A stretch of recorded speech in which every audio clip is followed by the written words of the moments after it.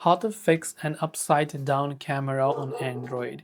Now, if you're getting an upside down camera, maybe after you take the picture, the photo is upside down or anything like that. Now, first of all, this could be just due to some kind of manual settings you might have enabled. When you open the camera app, just try to go to its settings, right? So depending upon the phone and the camera app you have, just try to go to settings and look for any setting that you think might causing this issue, like a mirror option, like mirror selfie, or other options like that. Or if your camera app provides, look for the option to restore the default settings. This will most likely restore everything back to default. So if you accidentally enabled any setting like that, it will disable them.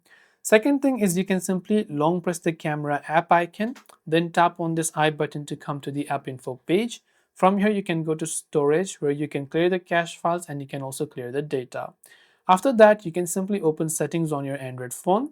Then in the search bar, just type in reset. Don't worry, we won't reset our device, but we will look for the option called reset all the settings. So when you do that, try to reset all the settings. It will not erase your data, but only the settings.